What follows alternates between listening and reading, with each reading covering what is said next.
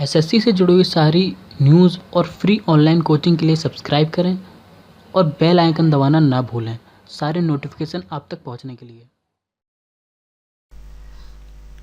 Hi friends, welcome to SSC mindset. एक बार फिर आप लोगों का स्वागत है एसएससी माइंडसेट में। और ये वीडियो है हमारी मुग़ल डायनेस्टी के ऊपर। देखिए, मुग़ल डायनेस्टी कितनी इंपॉर्टेंट है मुझे आपको बताने की ज़रूरत नहीं है, क्योंकि इतने राजा हुए ना मुग़ल डायनेस्टी, इतने कहें तो इतने इनकी जो लंबी चली है ना वो किंगडम, वो बहुत इम्पोर्टेंट बनाती है इसको। ठीक है, सबसे पहले तो आप अगर बात करें मुग़ल डायनेस्टी की, तो जो दिल्ली सल्तनत थी, जो मैंने आपको पिछली वीडियो में बताई थी, ठीक है, जस्ट उसके बाद कहें तो स्टार्टिंग हाफ जो 1600 के आसपास से, ठीक है, हमारी ये स्टार्ट हो गई थी प्रॉपर तरीके से। इसकी जो नींव रखी गई थी वो तो बाबर ने रखी थी, ठीक है, पर उसके बाद जो ये एक्सपेंड करना जब इसने स्टार्ट किया ना, तो ऑल ओवर लगभग पूरे इंडिया कॉन्टिनेंट में इसका कब्जा हो गया था। ठीक है, तो बहुत इंपॉर्टेंट है हमारे एग्ज़ाम पॉइंट ऑफ व्यू से। इसमें कई सारे राजा हुए, अगर आप बात करें बाबर की, हुमायूं की, जहांगीर, अकबर, शाहजहाँ, ठीक है, जितने भी हैं सारे इंपॉर्टेंट है, औरंगजेब, ठीक है, जितने भी हैं सब इम्पोर्टेंट है। ऐसा कोई भी राजा नहीं जो इम्पोर्टेंट नहीं है। अगर आप लास्ट में बात करें आप, ठीक है, कोई सा भी बात करें, जब हमारे 1857 में थे, ठीक है, तब जो मुग़ल राजा थे वो, तो जितने भी हमारे हुए हैं वो सारे इम्पोर्टेंट हैं। ठीक है, तो हम उन सारों को देखेंगे, पर 1857 वाले को नहीं देखेंगे। ठीक है, आप उसका नाम मुझे कमेंट में लिख के बताइए जिसको रंगून भेज दिया गया था। ठीक है, ऐसा कौन सा मुग़ल राजा था जिसको रंगून भेज दिया गया था, ठीक है, ब्रिटिश सेना द्वारा, तो उसका नाम मुझे कमेंट में लिख के बताइए। ठीक है, ये भी एक सवाल है आप लोगों के लिए। अगर आपको पता है तो इसका मतलब हाँ, आपने थोड़ा बहुत पढ़ रखा है। ठीक है, तो देखिए, चलिए स्टार्ट करते हैं मुग़ल डायनेस्टी के ऊपर। तो सबसे पहले अगर बात करें तो देखिए, from the latter half of the 16th century they expanded their kingdom from Agra and Delhi until the 17th century they controlled nearly all subcontinent। देखिए, लगभग बात करें तो 1600 के आसपास इन्होंने अपना जो राज्य था वो बढ़ाना स्टार्ट किया, और ठीक 100 साल बाद या 120 साल बाद इनका जो कॉन्टिनेंट, जो इनका राज था, वो लगभग पूरे सब कॉन्टिनेंट पे फैल गया। पर आपको एक चीज़ दिखाऊंगा लास्ट में अभी आगे चल के, कि जो मौर्यों के बीच में और मुग़ल के बीच में कुछ सिमिलरिटी थी, तो वो सिमिलरिटी क्या थी मैं वो आपको बताऊंगा। ठीक है, बात करें इनके एडमिनिस्ट्रेशन के बारे में, तो इनके जो एडमिनिस्ट्रेशन के जो आइडियाज़ थे, जो इनकी पॉलिसीज़ थी, पॉलिटिकल लेगेसी थी, वो बहुत अच्छी थी। ठीक है, जिसको हम इग्नोर नहीं कर सकते। मतलब इनका जो एक किंगडम को चलाने का तरीका था ना, वो बहुत डिफरेंट था बाकी सारे किंग डायनेस्टीज से, इसलिए ये सक्सेसफुल रहे। अगर बात करें हम अब आगे, अगर ये कैसे बने, तो 1526 में सबसे पहले मुग़ल एम्परर कौन थे? हमारे बाबर हुए थे। ठीक है, अब आप इनको आर हटा दें तो ये क्या बनता है वो आप भी जानते हैं, बाबू बनता है। पर ये हमारे बाबू नहीं है, हमारे बाबर हैं। ठीक है, तो इन्होंने 1526 में अपना राज्य को स्थापित किया था, और 1530 तक ये रहे थे। लगभग 4 साल इन्होंने अपना राज्य को रखा, और इस 4 साल में ही इन्होंने इतना इफेक्ट डाला था हमारी इंडियन ज्योग्राफी के ऊपर, जो शायद ही किसी और ने 4 साल के अंदर डाला हो। ठीक है, देखिए, अगर बात करें पॉलिटिकल सिचुएशन की, तो नॉर्थ वेस्ट इंडिया इनके लिए सबसे बेस्ट था। ठीक है, एंट्री करने के लिए। हम नॉर्थ वेस्ट इंडिया की बात क्यों कर रहे हैं? देखिए, अगर हम बात करें तो उस वक्त इंडिया कुछ ऐसा दिखता था। ठीक है, तो ये जो हिस्सा था ना, ये यहाँ से एंट्री करना सबसे आसान था, बिकॉज यहाँ पर एक तो पहले आपका देखा हो, जब मौर्यन वगैरह थे और खिलजी वगैरह थे, तो एलेक्जेंडर ग्रीक लोग थे। ठीक है, और वो भी बट गए थे। तो जब वो बटे ना छोटे छोटे हिस्सों में, तो बाबर के लिए बहुत आसान हो गया यहाँ से एंटर करना। ठीक है, इसलिए वो यहाँ पर इस साइड से एंटर किया उसने। उसके बाद देखिए, सिकंदर लोदी था जो 1517 में मरा। उसके बाद इब्राहिम लोदी आया। ठीक है, इब्राहिम लोदी ने अपनी जो पावर थी उसको सेंट्रलाइज करने की बहुत कोशिश की। ठीक है, और बहुत पावरफुल वो बनना चाहता था, जिसकी वजह से क्या होता है कि जो भी अफगान थे और राजपूत से, उनको बड़ी टेंशन हो गई, क्योंकि लोधी अपना पारा मतलब आगे बढ़ा रहा था। तो उसके बाद जस्ट उसके तभी क्या हुआ, जो 1526 में, ठीक है, जो हमारा लोधी राज्य था वो लगभग ख़त्म हो गया। क्यों ख़त्म हो गया? क्योंकि जो हमारे सुल्तान ऑफ दिल्ली था वो हार गया था। किससे हारा था? हमारे बाबर से। कहाँ पर हारा था? पानीपत की लड़ाई में। कौन सी लड़ाई थी? पहली लड़ाई थी। तो पानीपत की पहली लड़ाई में 1526 में सुल्तान ऑफ दिल्ली मतलब इब्राहिम लोदी को हार मिली थी बाबर के हाथों, ठीक है। और वहीं पर उन्होंने दिल्ली और आगरा पे सॉरी कब्जा कर लिया।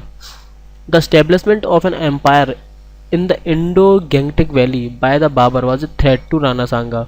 देखिए इंडो गैंगटिक मतलब जो गंगा का किनारा था, ठीक है, गंगा और इंडस वैली वाला किनारा।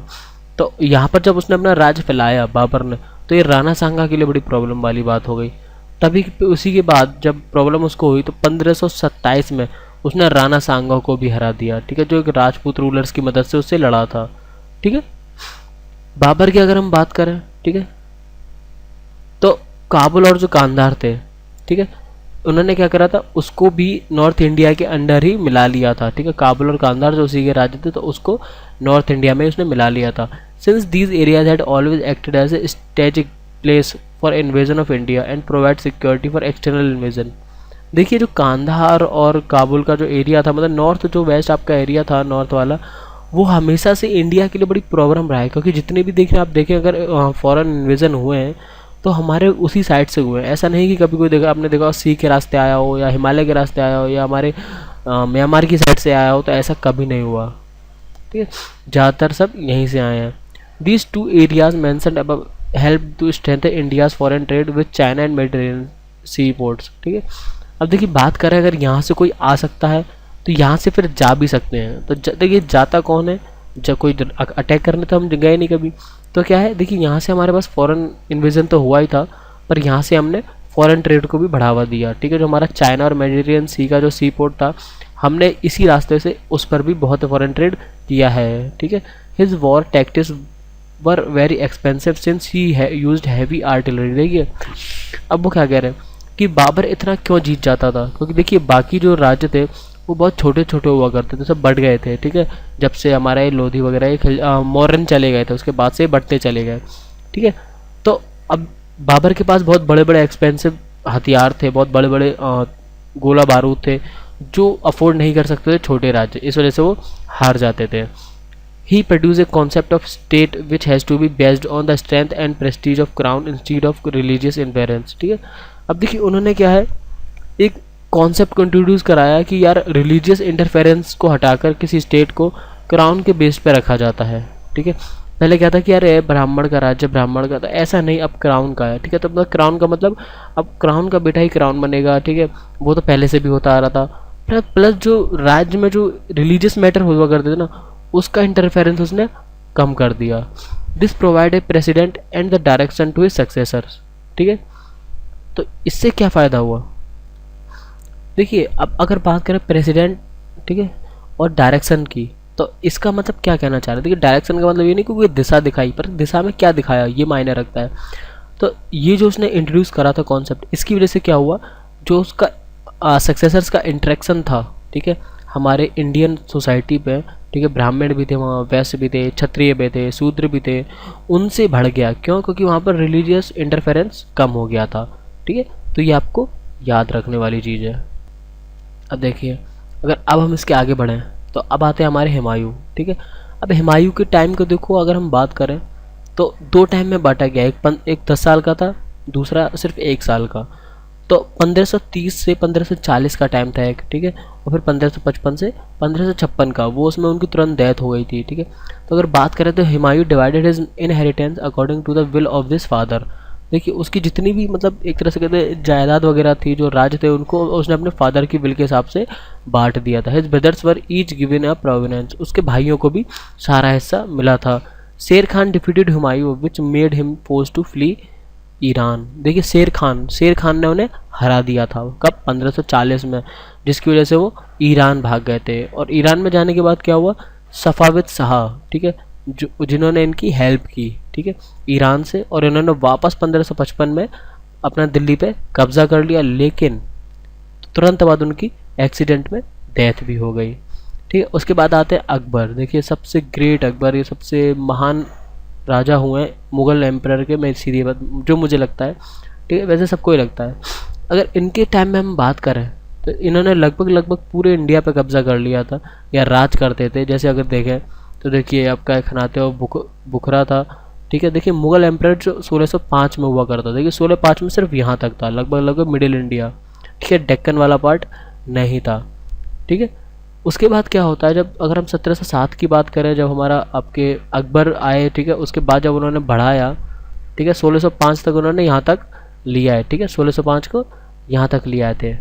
तो लगता है कि पहले जो आपका राज्य था वो सिर्फ इतना हुआ करता था मुगल का, ठीक है, यहाँ वाला हिस्सा, और जो इतना ही हिस्सा है ये कौन लाए, अकबर लाए, ठीक है। तो ये आपको ध्यान रखने वाली चीज़ है। अब 1707 तक देखिए, 1707 में यहाँ तक फैल जाता है, ठीक है, 1707 यहाँ तक आपका मुगल राज आ गया। अब आपको शायद अगर याद हो मेरी पिछली मौर्यों की वाली वीडियो, तो मैंने इसमें जब आपको अशोका का वो दिखाया था, ठीक है, राज्य, तो उस बिल्कुल सेम ऐसा ही था, ठीक है, बिल्कुल सेम ऐसा ही था, बस ये हिस्सा उसके राज्य में नहीं थे, ठीक है। अब ऐसा क्यों है कि ये हिस्सा इसके उनके राज्य में नहीं आ पाए, ठीक है, इसका रीज़न मुझे कमेंट में लिख के दीजिए। अगर आप कमेंट में मुझे सही बता देते हैं तो मैं आपको, अगर गलत बताते हैं तो मैं आपको आंसर वहीं पर दे दूंगा, ठीक है। तो वो इन राज्यों पे क्यों नहीं कब्जा कर पाए थे, चाहे वो हमारे मौर्य हो चाहे वो हमारे मुगल हो, इनका आंसर आप मुझे कमेंट में लिख के दीजिए, ठीक है। देखते हैं कि आपको कितनी नॉलेज है इस हिस्ट्री के बारे में, ठीक है, कि ऐसी क्या वजह थी जो वो इन जगहों पे कब्जा नहीं कर पाए। श्रीलंका की एक बार को ये रीज़न हो सकता है, जैसा आप माने कि चलिए वो थोड़ा मतलब पानी में था और थोड़ा हमारा एक बीच में एक समुद्र का हिस्सा आ जाता था, इस वजह से नहीं कर पाए। पर नीचे केरला का हिस्सा ऐसा क्यों था जिसकी वजह से वहाँ पर वो हिस्सा नहीं कब्जा कर पाया, ठीक है। तो उसका आंसर आप मुझे दीजिए, मैं आपको आंसर ज़रूर दूंगा, ठीक है। तो नीचे मैं आपको वेट करूँगा, आप मुझे इसका आंसर दीजिए कि ये वाला हिस्सा क्यों कभी मुगलों के या फिर मौर्यों के कब्जे में नहीं आया, ठीक है। अब बात करें, देखिए अगर बात करें हम अकबर के टाइम की, तो अकबर के काल को 3 कालों में बांटा गया है। पहला देखिए, पहले की बात करें हम तो 1556 से लेके 1570, दूसरा 1570 से लेके 1585, और फिर तीसरा 1585 से लेके 1605 की।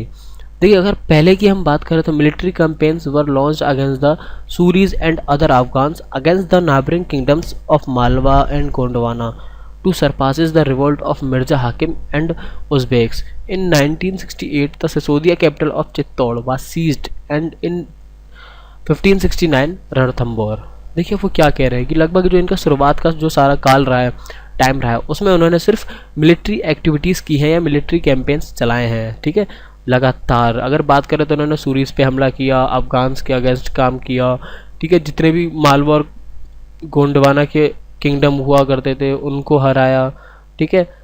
और उन्होंने हमेशा जो रिवोल्ट था मिर्ज़ा हाकिम का और उज़्बेक्स का, ठीक है, उसको ख़त्म कर दिया, ठीक है।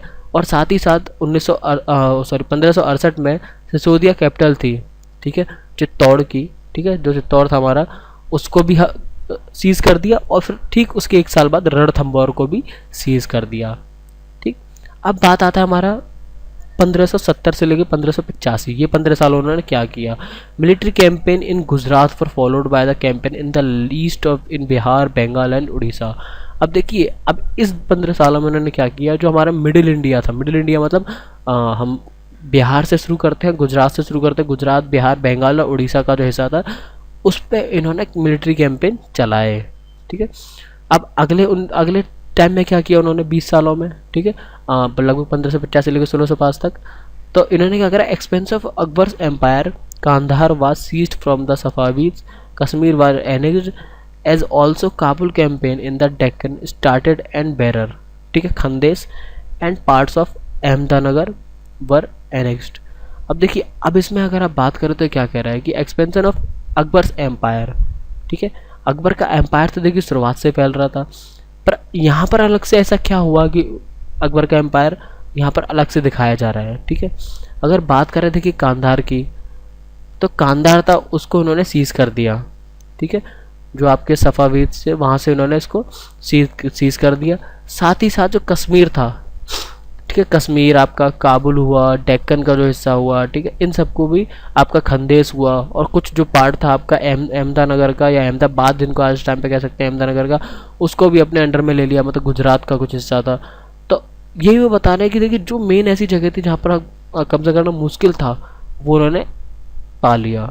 देखिए इसमें मैंने अकबर के सिर्फ अभी मिलिट्री एक्सपेंशन है वो कैंपेन हुए उनके बारे में बात की है, उसके एडमिनिस्ट्रेशन वगैरह के बारे में बात या उसकी पॉलिसीज़ के बारे में बात नहीं की है। ठीक है, उसको हम आगे देखेंगे। देखिए उसके बाद अगर हम बात करें तो उसके बाद हमारे आते हैं जहांगीर। ठीक है, देखिए इन्होंने क्या किया, जो अकबर के जितने भी मिलिट्री कैंपेन थे ना उनको रोका नहीं, उसको ये करते चले गए। ठीक, ये आपको याद रखना है। इनका लगभग 22 साल का इनका काल था, 1605 से लेकर 1627 तक के बीच में।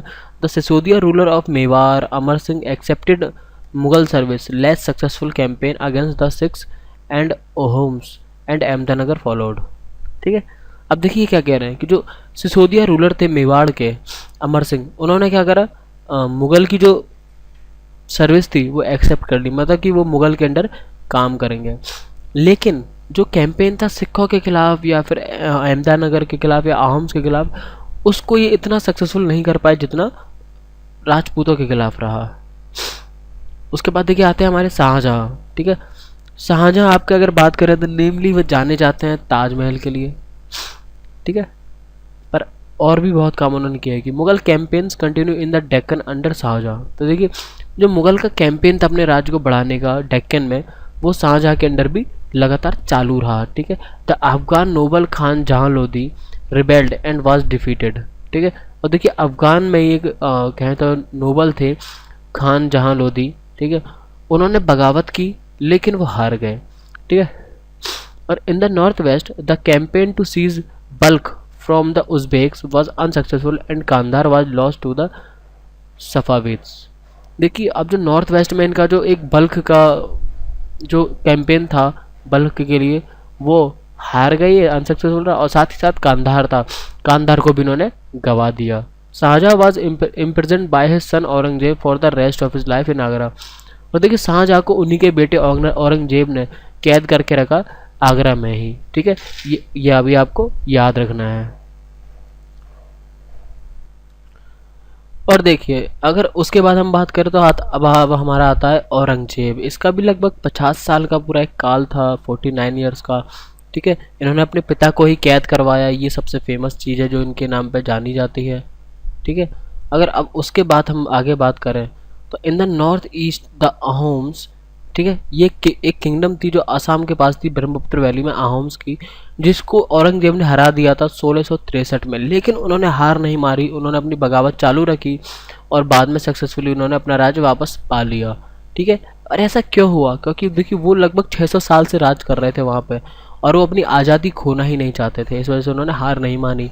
ठीक है, उन्होंने गिव अप नहीं किया और वो जीत गए। उसके बाद बात करें, देखिए campaign in the north west against the Yusufzai and the Sikhs were temporarily successful. और इनका जो नॉर्थ वेस्ट में जो चल रहा था एक कैंपेन कहें तो राज हटियाने का यूसुफ जाई से और सिखों से, वो टेम्परली सक्सेसफुल रहा कि मतलब कुछ टाइम के लिए सक्सेसफुल हो गया, बाद में वो अनसक्सेसफुल हो गया। ठीक है, Mughal intervention in the succession and internal politics of the Rathore Rajput of Marwar led to their rebellion. देखिए अब यहाँ पर क्या बात कर रहे हैं, यहाँ पर क्या है, इंटरनल पॉलिटिक्स की बात हो रही है। इंटरनल पॉलिटिक्स मतलब इनकी अंदरूनी राजनीति। देखिए कुछ राठौर राजपूत और जो मारवाड़ थे वो इन्हीं के अंदर थे, मतलब इन्हीं की सभा में थे या इनके कोर्ट में थे, तो उनके बीच की जो पॉलिटिक्स थी उस वजह से यहाँ पर एक रिबिलियन स्टार्ट हो गया, कहते हैं एक विद्रोह चालू हो गया था। ठीक है, कैंपेन अगेंस्ट द मराठा। ठीक है, जो मराठा थे आपके शिवाजी, उनके खिलाफ इन्होंने कैंपेन चलाया और वो सक्सेसफुली जीत भी गए। ठीक है, however escaped from Aurangzeb's prison, Shivaji declared himself an independent king and resumed his campaign against the Mughals। और देखिए उन्होंने जब कैद कर लिया था आपके शिवाजी को तो वो वहाँ से भाग गए और उन्होंने फिर से अपने आप को एक इंडिपेंडेंट किंग घोषित किया और उन्होंने अपना कैंपेन चालू रखा मुगलों के खिलाफ। ठीक है, उसके बाद अगर बात करें तो देखिए प्रिंस हुए थे अकबर द्वितीय। ठीक है, अकबर द्वितीय की बात करें तो वे विद्रोही थे औरंगजेब के। ठीक है, और उन्हें सपोर्ट मिला था मराठाओं का और डेक्कन सल्तनत का। डेक्कन मतलब जो आंध्र प्रदेश वाली सल्तनत थी, उनसे उन्हें पूरा सपोर्ट दिया गया था। आफ्टर अकबर्स रिबिलियन, ठीक है, Aurangzeb sent armies against the Deccan sultanate. ठीक है, Bijapur was annexed in 1685 and Golconda Telangana in 1687। देखिए जब अकबर का जो अकबर द्वितीय थे उनका विद्रोह हुआ तो औरंगजेब ने क्या करा, कुछ सेना अपनी भेज दी डेक्कन सल्तनत पे, ठीक है, जो बीजापुर में और गोलकोंडा में है, ठीक है, और दोनों को हरा दिया। 1698 Aurangzeb personally manage campaign in the Deccan against the Marathas who start gorilla warfare. देखिए गोरिल्ला लड़ाई आपको बहुत पता हो, गोरिल्ला एक टेक्निक होती है लड़ने की। जब गोरिल्ला टेक्निक मराठाओं ने स्टार्ट की, ठीक है, तो फिर क्या हुआ, औरंगजेब ने खुद अपने हाथों में कमान संभाल ली थी लड़ाई की। Aurangzeb also had to face the rebellion in north India of the Sikh Jats and Satnamis, ठीक है। The Satnamis were sect of Hinduism and they were resented against Aurangzeb's strict Islamic policies, which included reviving the hated Islamic jizya tax, ठीक है, banning music and art and destroying Hindu temples. अब देखिए अगर बात करें तो जो नॉर्थ इंडिया था वहाँ पर भी बहुत सारे विद्रोह औरंगजेब के खिलाफ उठे, जिसमें से एक था सिख का, जाटक और सतनामीज का। अगर सतनामीज की बात करें तो देखिए, अगर इनकी बात करें तो ये एक हिंदुओं का एक ग्रुप हुआ करता था, जहाँ पर क्या था, औरंगजेब की जो इस्लामिक पॉलिसीज़ थी उनके खिलाफ ये काम करते थे। जैसे इन्होंने जजिया टैक्स लगा दिया था कि एक टैक्स लगेगा नॉन मुस्लिम चीज़ों के ऊपर, ठीक है, सब्जेक्ट के ऊपर। साथ ही साथ म्यूज़िक और आर्ट्स को बंद कर दिया था और इन्होंने डिस्ट्रॉय कर दिया था कई सारे मंदिरों को, जिसमें से एक राम मंदिर भी है, ये आपको पता ही होगा, ठीक है। देखिए मुगल रिबिलियन, अभी मुगल रिबिलियन नहीं, relation, Mughal relation with other rulers. देखिए अब यहाँ पर बात की गई है कि दूसरे राजाओं के साथ कैसे रिश्ते थे मुगल राजाओं के, ठीक है। The Mughal rulers campaign constantly against the ruler who refuse to accept their authority. देखिए अगर सबसे पहले बात करें तो वो इनसे सिर्फ तभी अच्छे से बात करते थे जब वो उन्हें अपनी सर्विस एक्सेप्ट कर लें, अथॉरिटी एक्सेप्ट कर लें। अगर वो एक्सेप्ट नहीं करते तो वो हमला करते रहते थे। However as the Mughal become the powerful many other rulers also joined them voluntary. देखिए मुगल क्या थे, वो पावरफुल थे, बहुत पावरफुल थे कई सारे राजाओं से, लेकिन कईयों ने क्या किया, वॉलंटरी तौर पे ज्वाइन कर लिया, जैसे राजपूत आपके, ठीक है। The careful balance between the defeating but not humiliating their opponents, ठीक है, enabled the Mughals to extend their influence over many kings and chieftains। देखिए अब वो क्या कह रहा है कि एक खासियत थी हमारे मुगलों की, ठीक है, वो क्या खासियत थी कि वो लोगों को हराते तो सही थे पर उनकी बेइज्जती नहीं करते थे, ठीक है। हराने के बाद आदर सम्मान के साथ उन्हें उनका राज्य वापस कर देते थे और कहते थे कि तुम हमारे अंडर काम करो, ठीक है। तो ये बहुत बढ़िया बात थी, इसी वजह से उनका जो राज्य है वो इतना लंबा चला, ठीक है। अब देखिए अब इसके बाद अगर हम बात करें तो मनसाबदार्स, ठीक है, मनसाबदार्स और जागीरदार्स, ठीक है। मनसाबदार और जागीरदार क्या होता है, as the empire expanded to encompass different regions Mughal recruit diverse bodies of people like Iranians, ठीक है, Indian Muslims, Afghans, Rajput, Marathas and other groups. अब देखिए क्या कह रहा है, एज द एम्पायर एक्सपेंडेड, जैसे जैसे इनका राज्य फैलता चला गया, इनको अलग अलग रीजन के अलग अलग लोग तरह के मिलने लगे, जैसे ईरानियन मिले, इंडियन मुस्लिम मिले, अफगान्स के मिले, राजपूत मिले, मराठा मिले और कई सारे अलग अलग तरह के लोग मिलने लगे। Those who joined Mughal service were enrolled as a mansabdars, an individual who holds a mansab meaning a position or rank. देखिए जिन्होंने मुगल सर्विस को एक्सेप्ट कर लिया था, ठीक है, उनको मनसाबदार्स कहा गया, ठीक है। वो क्या करते थे, उनकी एक अलग से पोजीशन और एक रैंक हुआ करती थी मुगल सर्विस के अंदर। It was a grading system used by the Mughal to fix rank, salary and military responsibility. देखिए वो ग्रेडिंग के हिसाब से पैसा दिया करते थे, सैलरी दिया करते थे, मिलिट्री रिस्पॉन्सिबिलिटी दिया करते थे और रैंक भी उनकी उस हिसाब से बनती थी। जो जितना पुराना, जितना एक्सपीरियंस, उसको उतने ज़्यादा रैंक मिलते थे। The Mansabdar's military responsibility required him to maintain a specified number of सावर और कैवलरीमैन। अब देखिए वो क्या कह रहा है, वो ये कह रहा है कि जो भी आपकी मनसबदार की मिलिट्री पर रिस्पॉन्सिबिलिटी हुआ करती थी उसमें वो क्या होता है, एक स्पेसिफिक नंबर जो आपका सवार का और कैवलरी मैन का होता था उसको मेंटेन करके रखने की कोशिश करते थे। Mansabdar received their salaries as revenue assignment jagirs which were somewhat like iqtas. देखिए वो क्या था, जो भी आपका मनसबदार था उसकी पेमेंट क्या थी, सैलरी रेवेन्यू असाइनमेंट के रूप में आया करती थी, जो एक तरह से हम कह सकते हैं कि इक्तास की तरह हुआ करता था। बट अनलाइक इक्तास, ठीक है, mansabdar didn't administer jagirs, instead only had rights to collect the revenue that too by their servants while mansabdar, ठीक है। अब देखिए वो क्या कह रहा है, वो ये कह रहा है कि सॉरी हिल गया,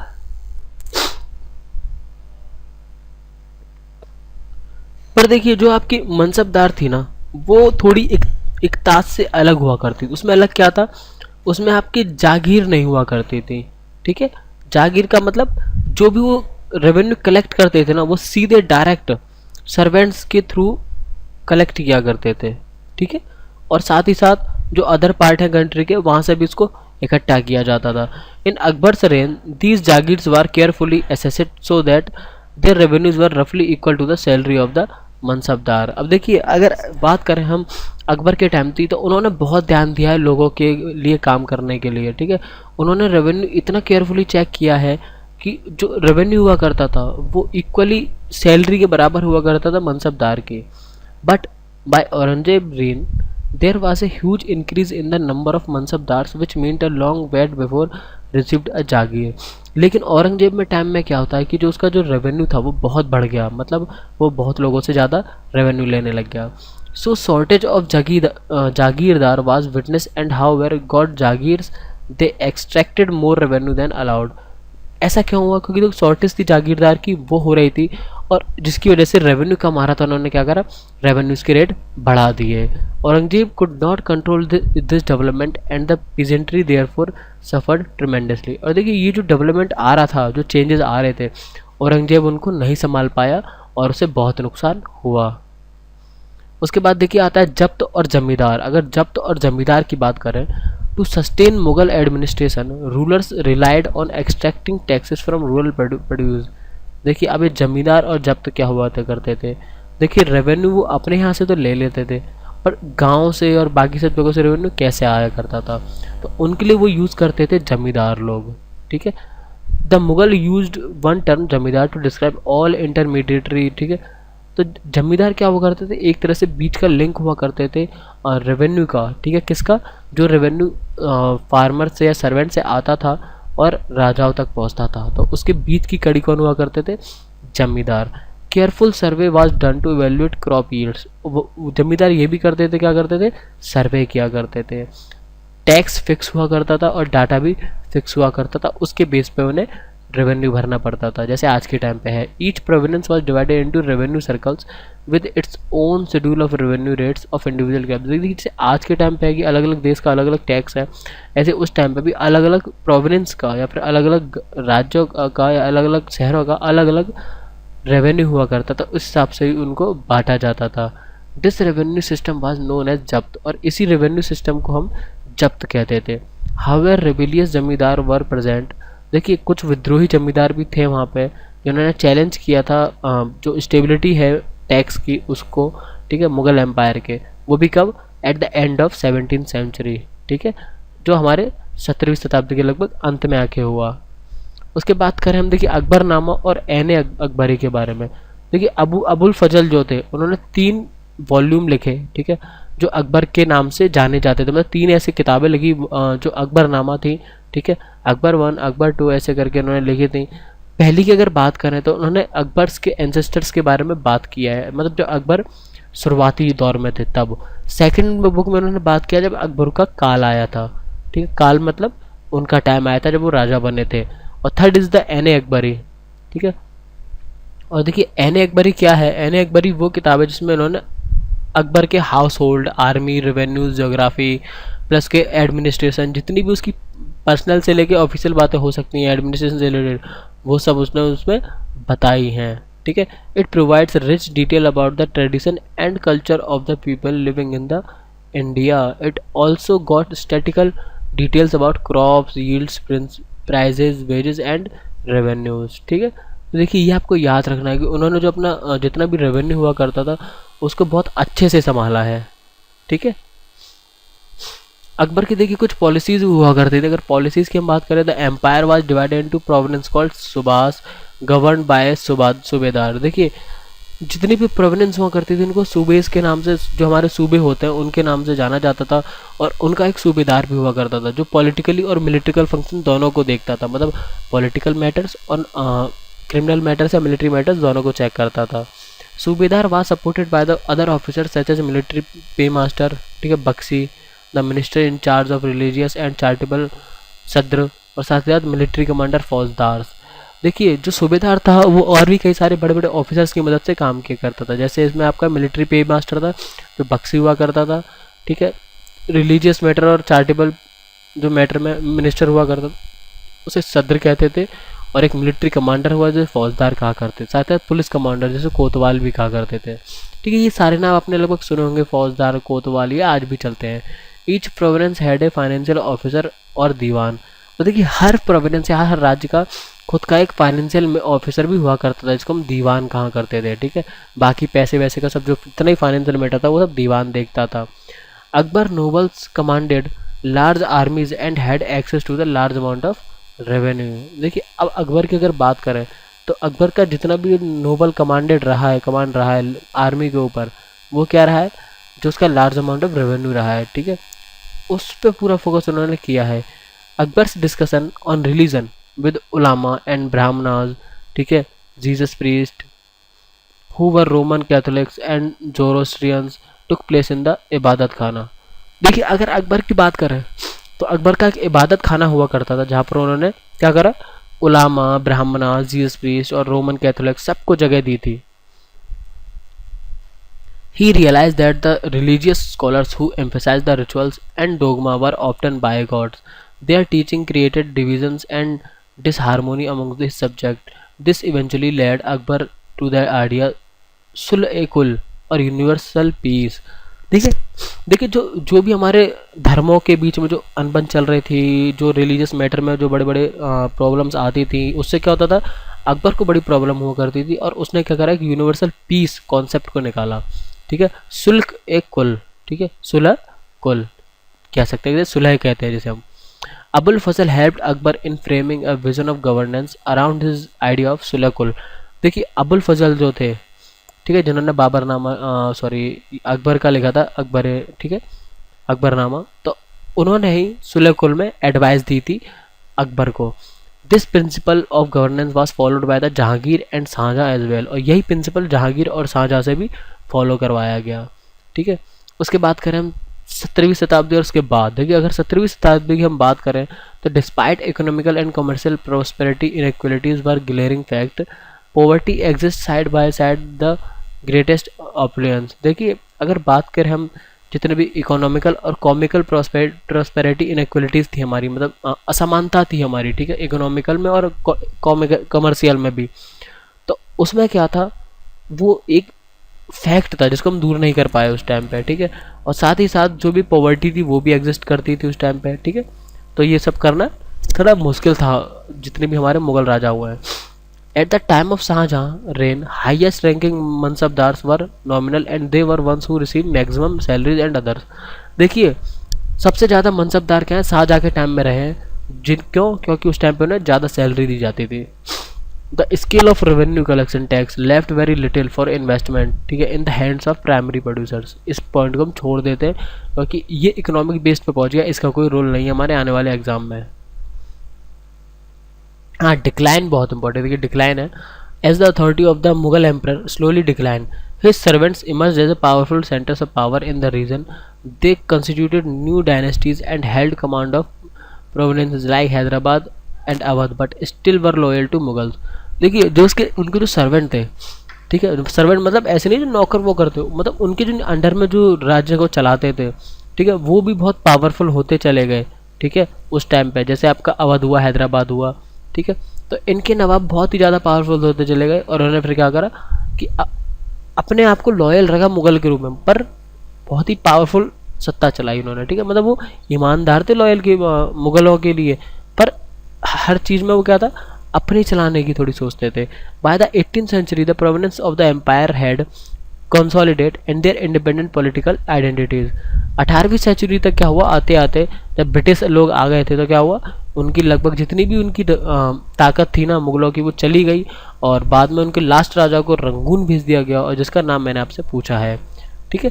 तो ये एक पूरी हिस्ट्री थी हमारे मुगल एम्पायर की जो सिर्फ राजाओं से जुड़ी थी, उनके कामों से जुड़ी हुई थी। ज़्यादा इस पर मैंने डिटेल में आपका स्ट्रैटेजी पे फोकस नहीं किया है, ठीक है, ये सिर्फ कॉन्सेप्चुअल बेस्ड वीडियो बनाई थी मैंने आपको, इसलिए मैंने आपको सारा बता दिया है, ठीक है। तो आई होप कि आपको वीडियो समझ में आई होगी। अगर समझ में आई है तो प्लीज़ वीडियो को लाइक कीजिए, कुछ पूछना है तो कमेंट कीजिए, और अभी तक सब्सक्राइब नहीं किया तो सब्सक्राइब कर दीजिए। फिर मिलते हैं नेक्स्ट वीडियो में, तब तक के लिए bye, thanks for watching and Vande Mataram.